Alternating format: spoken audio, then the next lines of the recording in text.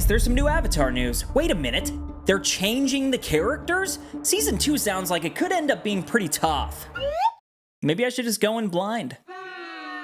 What is up, my friends and fellow fans of Avatar: The Last Airbender? We are back today with another update on Season 2 of Netflix's live-action adaptation, and today's update is about Toph. A brand new article just dropped from the Direct where they have some comments made by Miya Cech on the red carpet about her character Toph and how she might be taking it in a more feminine direction. And before you all get up in arms, there is much more to this story than meets the eye. So that's what we're going to be breaking down today. Be sure to leave me all your thoughts down in the comments, hit the like button, and let's dive in. So again, this article comes to us courtesy of the Direct. It is titled, Avatar: Netflix will make live-action Toph more feminine, exclusive. And then there's a little tagline here, many won't be fans of the newest change with Avatar: The Last Airbender's tomboy Toph. And that right there is one of the biggest examples I've ever seen of planting a seed of negativity right at the beginning of your article. It's almost as if they're telling people what to think. But the article goes on to say, in an interview with the Direct on the red carpet for Marshmallow, a sci-fi horror film about campfire stories coming to life, which actually sounds kind of tight, Miya Cech was asked how her portrayal of Toph in Netflix's Avatar: The Last Airbender would differ from the animated series. And she said, my version of Toph is going to be a little older and slightly more feminine. I feel like I wanted to work into a very humanizing space for her because, you know, she was a cartoon. And that is literally it. That's literally it. That is the only comment that she made regarding this. She said the word feminine and it lit the internet on fire. And there's a little bit more to this article which I actually found pretty fun that I want to highlight in a little bit, but for now I want to stay on these comments because I think it's really important to highlight how things can be taken out of context sometimes. When I look at this thing, when I look at these comments at face value, it doesn't really sound like they're going to be changing Toph all that much. It certainly doesn't sound like anything that people should be getting frustrated by or freaking out over. All that she's saying is that her version of Toph is going to be a little bit older, which we knew. She's going to be slightly more feminine, which will break down. And then she also said, I feel like I wanted to work in a very humanizing space. So basically saying that this isn't going to be a cartoon, it's going to be a human, which I'm actually happy because having a cartoon next to humans would be a little weird. But when she talks about being slightly more feminine, who does really know what she means, right? That's what this article is trying to poke at. Like,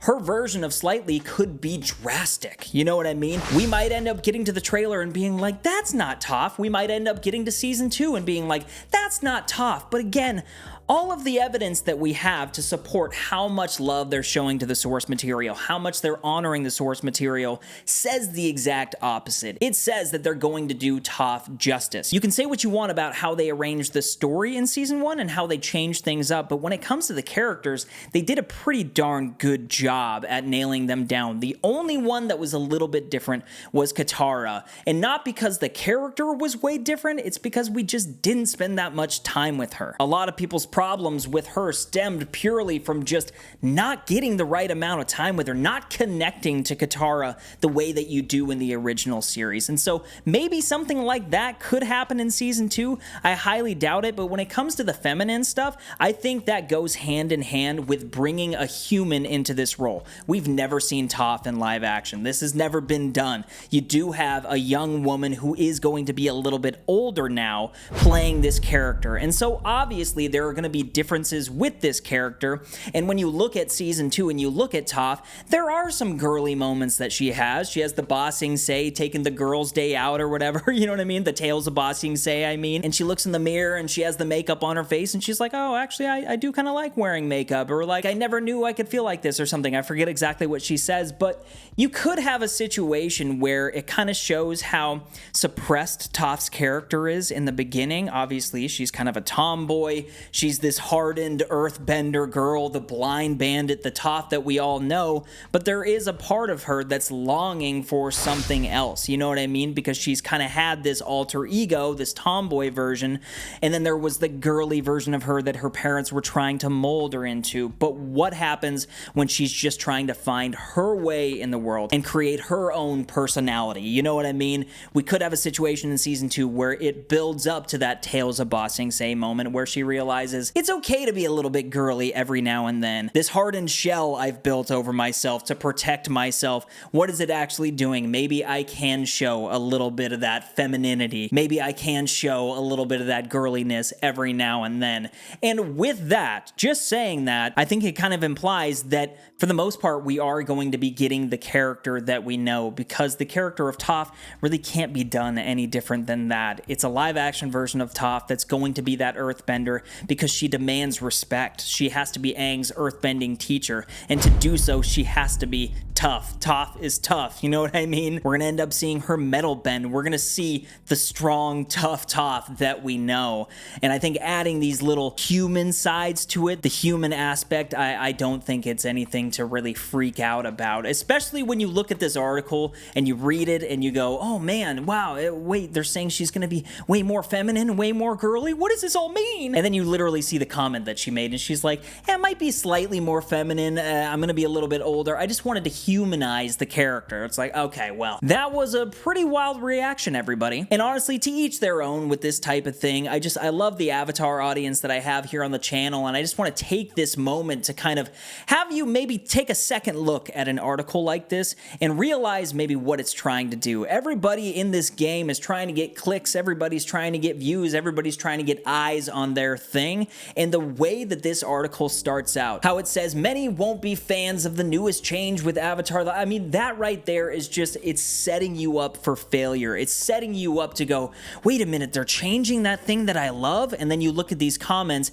and maybe those comments can appear to mean a little bit more than they actually do. Everything that I've heard about Season 2 production has sounded amazing. Everything that I've heard about Toph has sounded freaking fantastic. And so I don't really have any doubts. This hasn't changed my opinion on anything, but I'd be curious to know what you guys think. And as mad at this article as I actually am, there is one more section that they got some comments on that I quite enjoyed. She mentioned how she had met with Toph's original voice actor, Michaela Jill Murphy, and how both of them have a very similar take in terms of process. She said, I have met Michaela, who plays the voice of Toph, and I feel like we both have a very similar take in terms of the process. And I just found that to be really fun because Michaela is somebody that has been around this fandom. She loves this fandom so much. She loves what she got to be a part of in Avatar: The Last Airbender. She goes to so many Comic-Cons. She makes appearances. She's joined Dante Basco on the Avatar Braving the Elements podcast here and there. Like,